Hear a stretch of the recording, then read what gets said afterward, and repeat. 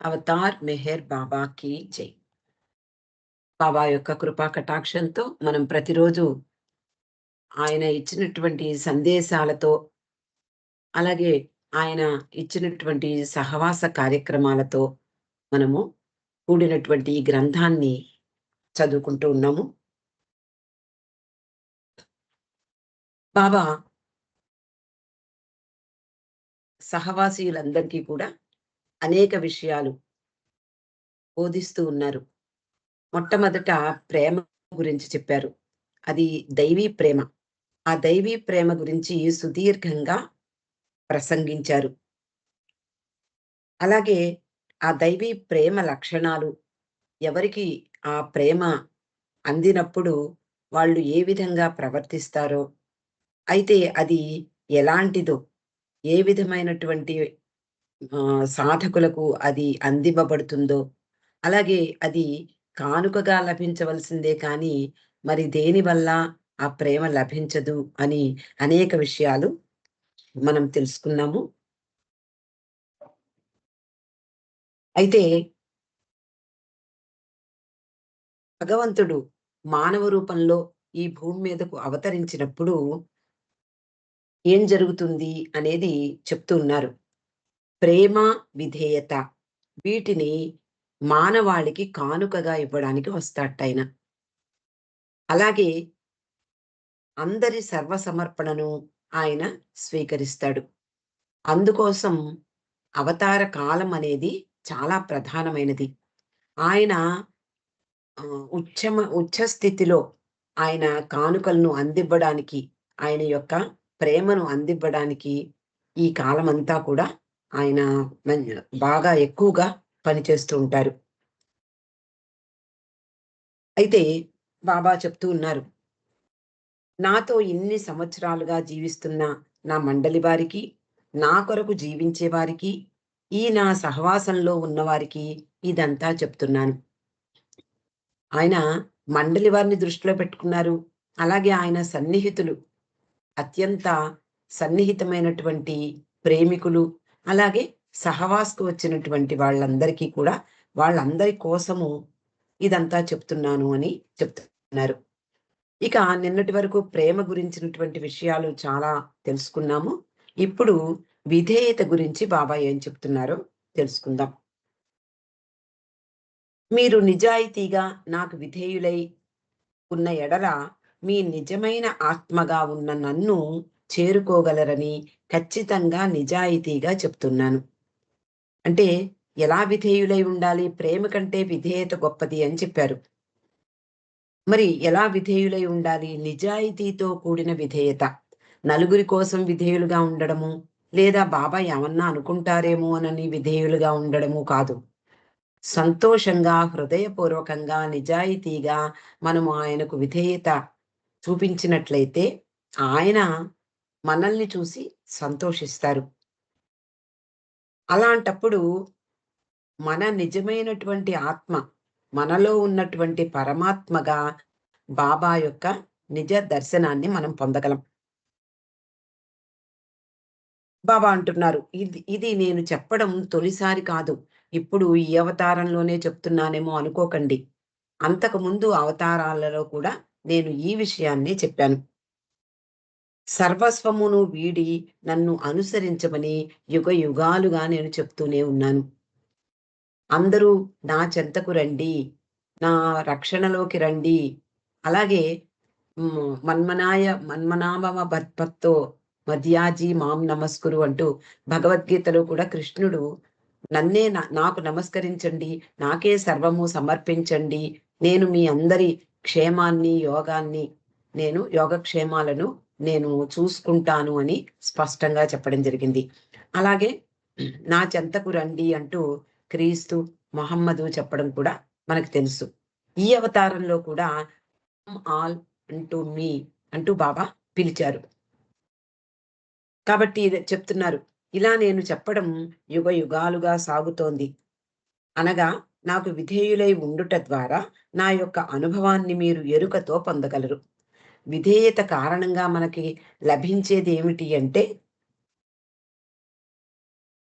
ఆయన యొక్క నిజ తత్వాన్ని, నిజ దర్శనాన్ని, ఆయన ఎవరైతే ఉన్నారో ఆ యొక్క భగవత్ స్వరూపాన్ని మనము దర్శించగలము. ఎరుకతో మనము అనుభూతి పొందగలం. నాకు విధేయులై ఉన్నవారు నన్ను తెలుసుకోగల సమయమిదే. నాకు విధేయులై ఉండడమే ముఖ్యము. మిగిలిందంతా నేను చూసుకుంటాను అని బాబా చెప్తున్నారు. ప్రేమ కంటే గొప్పది విధేయత. సంపూర్ణ విధేయత గురించి హఫీజ్ ఇలా వర్ణిస్తున్నాడు అంటూ చెప్తున్నారు. బాబా మనకందరికీ తెలుసు హఫీజ్ సూక్తులను ఎప్పుడూ కూడా ఉదహరించేవారు.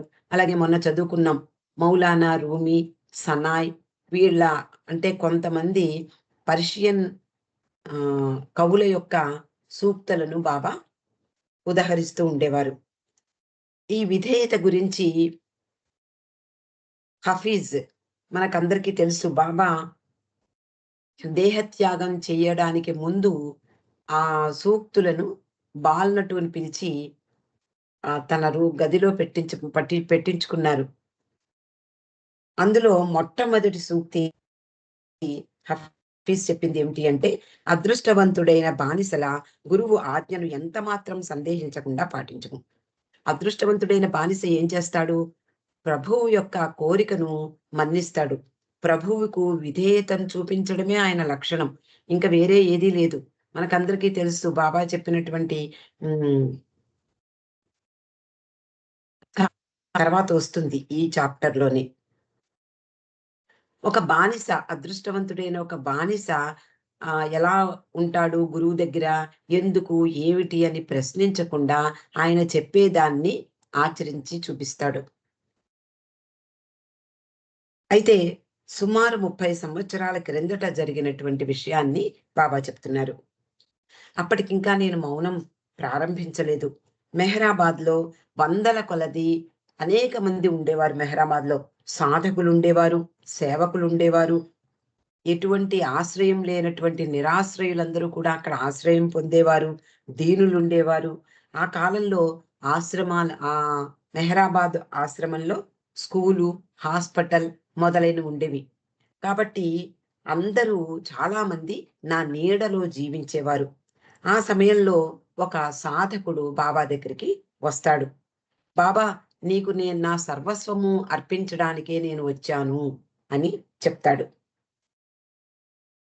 అప్పుడు బాబా అంటారు, అది చాలా కష్టం సుమా. ఆత్మార్పణ అనగా విధేయత. సర్వము సమర్పించుకుంటున్నాము గురువుకి అంటే విధేయత చూపించాలి. నాకు వద్దు పో అంటే తీసుకువెళ్ళిపోవాలి. ఇక్కడి నుంచి వెళ్ళిపో అంటే వెళ్ళిపోవాలి. అంటే విధేయత అంటే 100% విధేయత.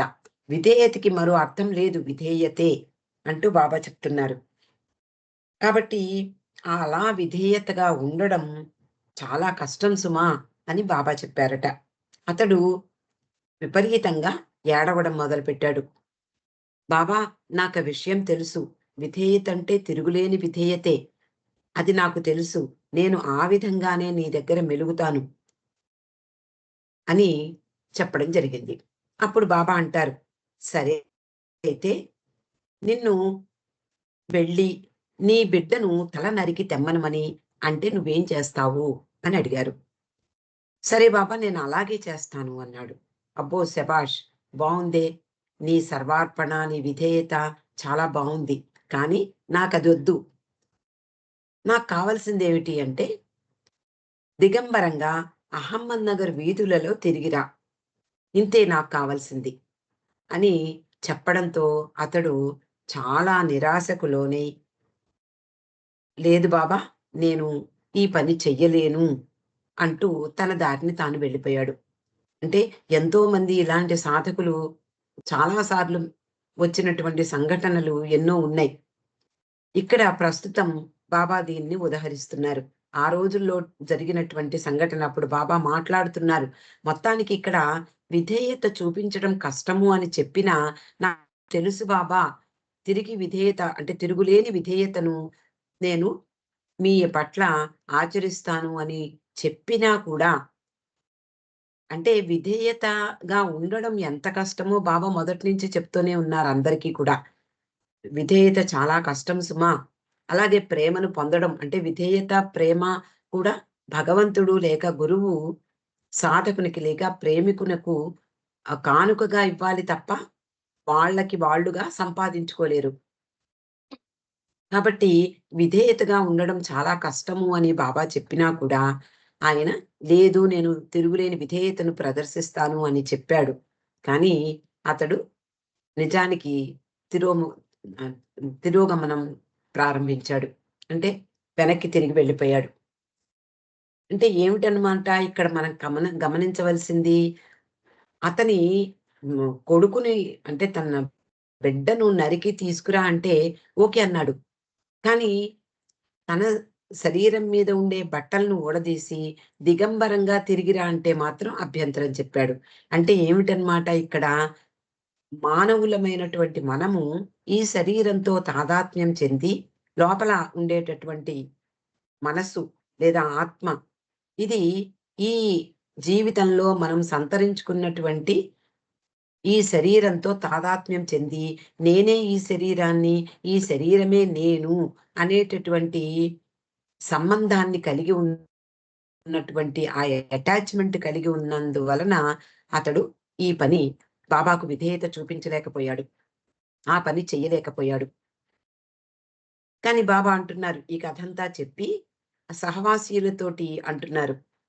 కానీ మిమ్మల్ని నేను అలా చెయ్యమని ఆదేశించనులెండి. సాధ్యం కాని దానిని చెయ్యమని నేనెవ్వరిని ఆదేశించను. అంటే సాధ్యం అవుతుందా? అవ్వదా? ఎందుకు సాధ్యం అవ్వలేదు? అంటే బాబాకి లేదా సద్గురువు చెంతకు వెళ్ళినటువంటి వాళ్లకు, లేదా అవతార పురుషుని యొక్క సన్నిధిలో ఉన్నటువంటి వాళ్ళందరి యొక్క సంస్కారాలతో కూడినటువంటి మనసులను బాబా అంటే భగవంతుడు లేదా గురువు తెలుసుకుంటాడు. ఎవరు చెప్పక్కర్లేదు ఆయనకి. ఎవరి మనసు ఎలాంటిదో, ఎవరు ఎంతటి సంసిద్ధత కలిగి ఉన్నారో, ఎవరు ఏ ఏ సంస్కారాలతో నిండి ఉన్నారో, ఎవరి సంస్కారాలను తను తుడిచిపెట్టవలసి ఉందో, ఇలాంటివన్నీ కూడా ఆయన ఆయన మనం ఎదురుగుండా వెళ్ళినప్పుడు స్కాన్ తీసినట్లుగా ఆయనకన్నీ కనపడిపోతాయి. కాబట్టి ఎవరికి ఎలాంటి పాఠం చెప్పాలో కూడా ఆయనకి తెలుసు. బాబా మాటలు అంటే మీకు అలాంటి ఆదేశాలు ఇవ్వనులెండి. నాకు సాధ్యం కానిది నేనెవ్వరికీ ఎవరికీ చెప్పను, ఎవరిని ఆదేశించను సుమా! కంగారు పడకండి అని బాబా చెప్పినప్పుడు ఆయన మాటలు అందరి మధ్యలో గిలికింతలు పెట్టేయట. అంతే కాకుండా వాళ్ళు చాలా సేపయింది. వాళ్ళు కూర్చుని బాబా యొక్క మనము నిన్న, మొన్న జరిగిన విషయాలన్నీ మనం చదువుకున్న విషయాలన్నీ కూడా వాళ్ళు విని అంతసేపు కూర్చుని ఉన్నారు. కాబట్టి అలా కదలకుండా కూర్చున్నటువంటి వాళ్ళందరూ కాళ్ళు, చేతులు సాగదీసుకుంటూ పక్కనున్న వారితో గుసగుసలు ప్రారంభించారు. ఏమని? బాబా చెప్పిన సంగతులన్నీ కూడా విన్నారు. ప్రేమ ఎలాంటిది? విధేయత ఎలాంటిది? ఎలాంటి వాళ్ళు ఏ విధంగా విధేయత చూపించగలరు? ఇవన్నీ కూడా తెలుసుకుని వాళ్ళల్లో వాళ్ళు మాట్లాడుకుంటున్నారు. ఏమని అంటే, ఇంత మాత్రం కూడా అంటే కష్టపడి కూర్చున్నాము మనము అంటూ కాళ్ళు, చేతులు సాగదీసుకుంటున్నాము. ఈ మాత్రం కూడా ఓర్చుకోలేకుండా ఉన్నాం మనం. సద్గురువు సాన్నిధ్యంలో మనకి మనకి ఆయనకు మనం చేరువలో ఉన్నప్పటికీ మనకి ఎలాంటి ప్రయోజనం సిద్ధిస్తుంది అనే ఆలోచనలో పడ్డారట. తిరిగి బాబా ముఖంలో చిరునవ్వు మాయమైంది. గాంభీర్యత చోటు చేసుకుంది. బాబా మూడ్స్ ఎప్పటికప్పుడు విపరీతంగా మారిపోతూ ఉంటాయి. ఇలా చెప్తూ ఉన్నారు. ఇప్పుడు మీరంతా నా సాహచర్యాన్ని అనుభవిస్తున్నారు. కనుక నా అలవాట్ల గురించి, నాతో నివసించే మండలి వారి పట్ల నా ప్రవర్తన గురించి మీరు తెలుసుకోవాలి. అంటే సహవాసీయులు అంటే నాతో సహవాసం ఏమిటి? ఆ సహవాసం అంటే ఆయన సన్నిధిలో కొన్ని రోజులు గడపడం, ఆయనతో ఆటలాడడం, మాటలు మాట్లాడడం, ఆయన చెప్పినవి వినడం, ఆయన సంభాషిస్తే తిరిగి సరదాగా మాట్లాడడం, అలాగే ఆయనతో ఆటలాడడం, ఇవన్నీ కూడా సాహచర్యంలో భాగం. కాబట్టి మీరంతా కూడా నా సహచరులుగా ఉన్నారు ఈ 4 రోజులు. కాబట్టి నా ప్రవర్తన ఎలా ఉంటుంది? నా మండలి వారి పట్ల నేను ఎలా ప్రవర్తిస్తాను? అలాగే నా గురించి కూడా మీరు తెలుసుకోవాలి. నా మండలి వారి గురించి కూడా మీరు తెలుసుకోవాలి అంటూ చెప్తున్నారు. అలా అందులో మండలి సభ్యుడైనటువంటి కైకోబాద్ గురించి మొదట ప్రస్తావిస్తున్నారు. కైకోబాద్ అంటే నాకు చాలా ఇష్టం. అతన్ని నేను ప్రేమిస్తాను. అతనికి ప్రణామం కూడా చేస్తాను. మనమందరం కూడా చాలా సందర్భాల్లో చదువుకున్నాం. కైకోబాదు రోజుకి మౌనంగా 1,00,000 సార్లు బాబా నామం చేస్తాడు. అలాగే ఆయనతో బాబా చాలా కార్యాన్ని నెరవేర్చినట్లుగా మనకి తెలుస్తూ ఉంటుంది. మస్తులతో ఏ విధంగా బాబా సాంగత్యం చేశారో, మస్తులు లేనప్పుడు కైకోబాద్‌తో ఆయన కార్యక్రమాన్ని నిర్వహించేవారు. అలాగే ఆహ్, ఆయన బాబా యొక్క భగవంతుని నామాన్ని ఉచ్చరించమని అలా ఉచ్చరిస్తూ ఉండగా బాబా వంగి ఆయన పాదాలకు ప్రణమిల్లేవారు. అలాగే బాబా ఎక్కడికైనా మస్తు పర్యటనలకు లేదా ఇతర ప్రదేశాలకు వెళ్ళే సమయంలో ఖైకోబాద్ చేతిని తన నెత్తి మీద, తన శిరస్సు మీద ఉంచుకుని ఆశీస్సులిమ్మనమని వేడుకునేవారు.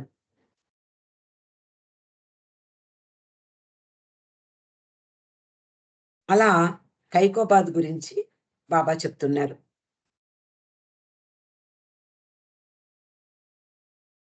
ఒకసారి సతారాలో ఉన్నప్పుడు అతడు ఏ విధంగా స్పందించాడో చెప్తున్నారు.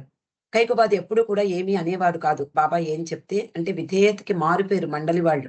కాబట్టి ఏం చెప్తే అదే చెయ్యాల్సిందే. ఆహ్, ఒకసారి సతారాలో ఉండగా అతడు రోదిస్తూ, "బాబా ఏంటిది?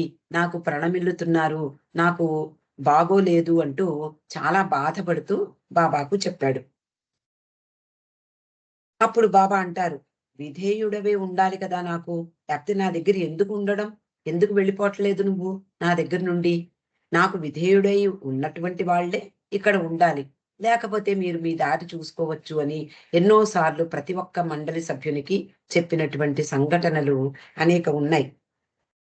అంతేకాకుండా నాకు విధేయుడివై ఉండాలి. నన్ను నీ కాలితో తన్నమంటే కూడా నన్ను తన్నాలి. అది విధేయతంటే అని బాబా హెచ్చరించారు. కైకోబాద్ 12 సంవత్సరాలుగా నాతో నివసిస్తున్నాడు అని అప్పుడు చెప్తున్నారు. అంటే ఇది 1955లో జరిగిన సంఘటన. అతని కుటుంబం మెహరాబాద్ కొండ మీద నివసిస్తోంది. అతడు నాకు అతని సర్వస్వము అర్పించాడు. అతన్ని నేను నా శిష్యునిగా అంగీకరించాను. అతడు పార్సీ పురోహితుల తెగకు చెందినవాడు. దస్తూర్ అని కూడా అంటారు. అంటే పార్సీ వాళ్ళల్లో దస్తూర్ అంటే పురోహితుడని అర్థం. నిజానికి అతడు నిజమైన పురోహితుడు. అంటే భగవంతుని యొక్క సేవలో అతడు నిజంగా పురోహితుడే. అతడు నన్నుగా చూస్తూ ఆశీస్సులను పొందవలసిన రీతిలో పొందుతాడు అంటున్నారు. అతన్ని ఎంతగా ప్రశంసిస్తున్నారో చూడండి. అంటే భగవంతునిగా చూడడం మన వల్ల కాదు. కానీ కైకోబాద్ లాంటి బాబా దగ్గరున్నటువంటి శిష్యులలో కైకోబాద్ ప్రథముడు అని చెప్పుకోవచ్చు. ఆయన అనేక సార్లు బాబా యొక్క నిజ దర్శనాన్ని పొందడం జరిగింది.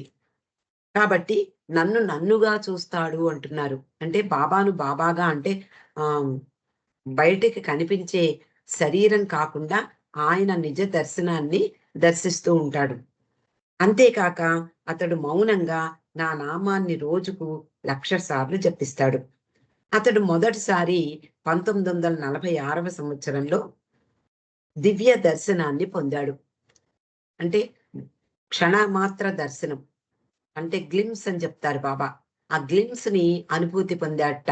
అంటే ఒక్క క్షణం బాబా యొక్క నిజ దర్శనం ఆయన పొందడం జరిగింది. తర్వాత 1953 ఆగస్టు 31వ తేదీన డెహ్రాడూన్‌లో దివ్యానుభవం పొందాడు.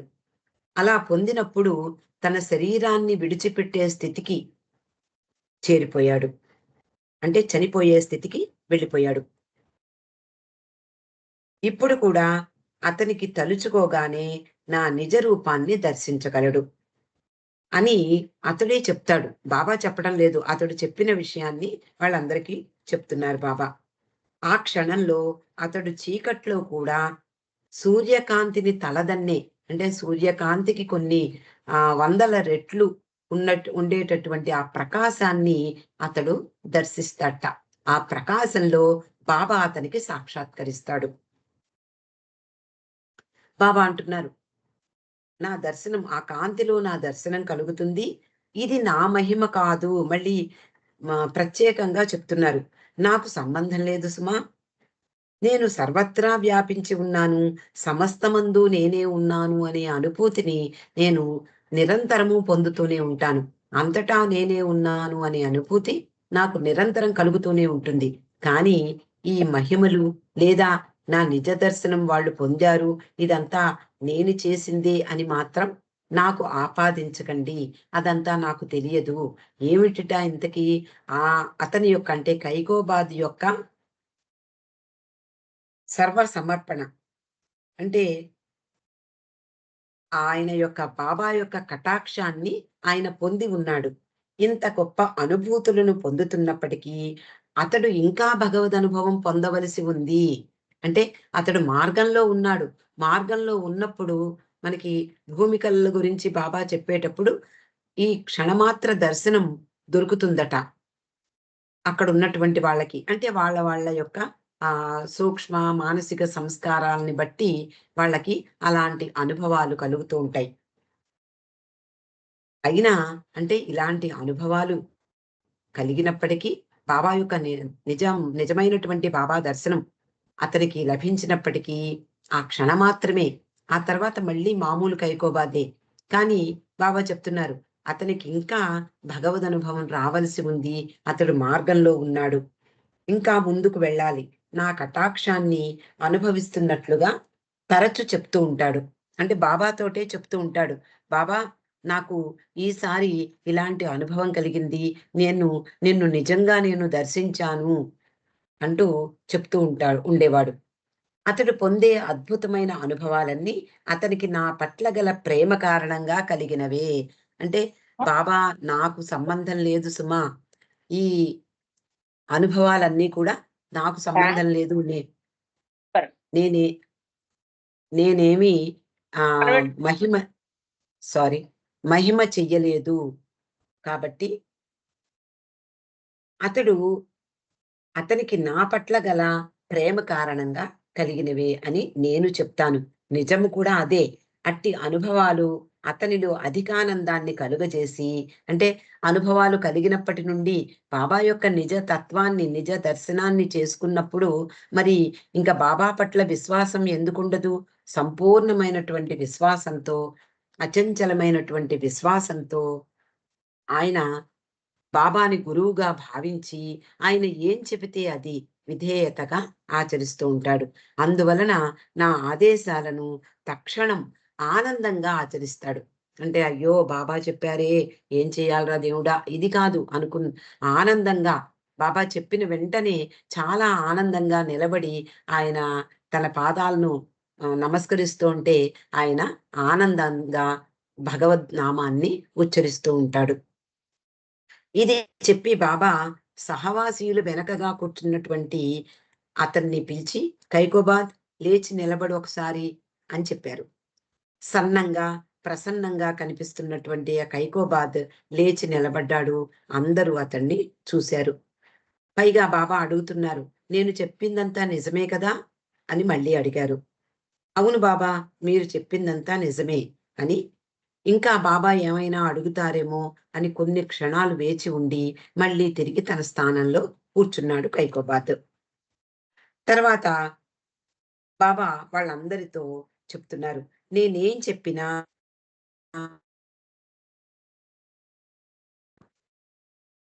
తను మీరు ఎరుకతో నన్ను తెలుసుకోలేనప్పటికీ తిరుగులేని విధేయత మిమ్మల్ని నా దరికి చేర్చుతుంది. అంటే బాబా యొక్క నిజ తత్వాన్ని మనం తెలుసుకోలేం. మన యొక్క ఎరుక అలాంటి ఎరుక కాదు. సంపూర్ణమైనటువంటి చైతన్యం పొందినటువంటి మానవ జన్మల్లో మనం జన్మించినప్పటికీ కూడా మన యొక్క ఎరుక సంపూర్ణంగా లేదు. ఎందుకు అంటే సంస్కార భూయిష్టమైనటువంటి ఆ చైతన్యం ఎప్పుడైతే సంస్కార రహితమవుతుందో అప్పుడు భగవంతుని నిజ దర్శనం కలుగుతుంది. కానీ ఇక్కడ బాబా ఏం చెప్తున్నారు? తిరుగులేని విధేయత కనక మీరు ఆచరిస్తే అదే మిమ్మల్ని నా దరికి చేర్చుతుంది. అయత్నపూర్వకంగా ఉండాలి. ఆ విధేయత ఎలా ఉండాలి? అయ్యో! బాబా చెప్పారా? అవునా? నిజం కాదా? నిజంగా బాబా ఇలా చెప్తారా ఎవళ్ళైనా? ఎప్పుడైనా నా కొడుకుని చంపి రమ్మనమని నాకు ఎవళ్ళైనా ఎప్పుడైనా చెప్తారా బాబా? కాదు, కాదు. ఇదేదో పొరపాటై ఉంటుంది. బాబా పొరపాటుగా చెప్పారేమో! లేదా నేను సరిగ్గా వినలేదా? ఆ! పర్లేదులే. నేను పూనుకుంటే చివరకు బాబా వెనక్కి పిలిచి కాదు ఇది నేను చెప్పలేదు అని కూడా చెప్తారులే. ఇలాంటి తర్జన భర్జనలు కాదు. విధేయత అంటే విధేయతే.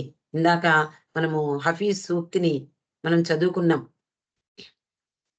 అదృష్టవంతుడైనటువంటి బానిస ఎలాగైతే ఎందుకు, ఏమిటి అని ప్రశ్నించకుండా గురువుకు విధేయుడై ఉంటాడో అదే నిజమైన విధేయత అని. కాబట్టి అయత్నపూర్వకంగా రావాలి. ప్రయత్నం చేయడానికి లేదు. ఆలోచించడానికి లేదు.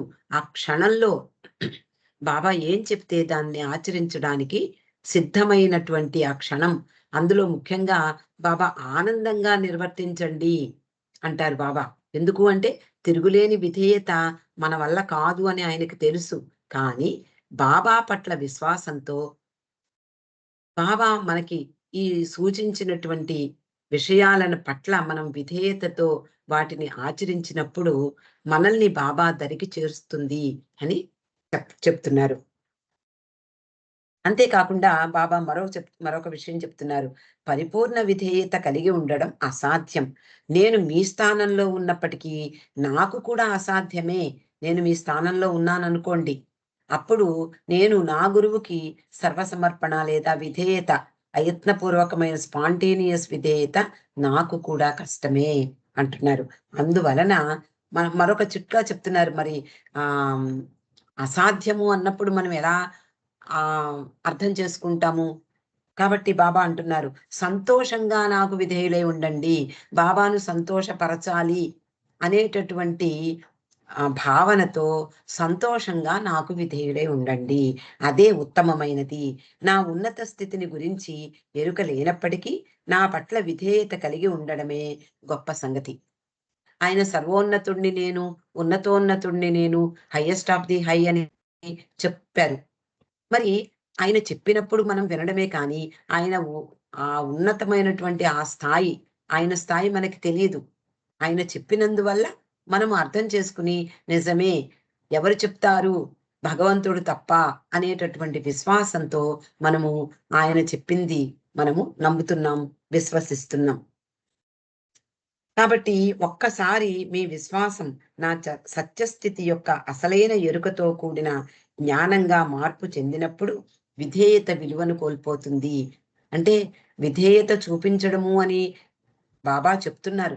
కానీ ఎప్పుడైతే బాబా యొక్క నిజమైనటువంటి స్థాయి, ఆయన యొక్క స్థితి మనము ఎరుకతో తెలుసుకోగలమో, అప్పుడు విధేయత అనేది పనికి రాకుండా పోతుంది. అంతే కదా! ప్రేమ, విధేయత ఈ మార్గంలో ఉన్నటువంటి వాళ్ళకి, ఆయనతో ఏకమైనటువంటి వాళ్ళకి ప్రేమతో ఏం పని?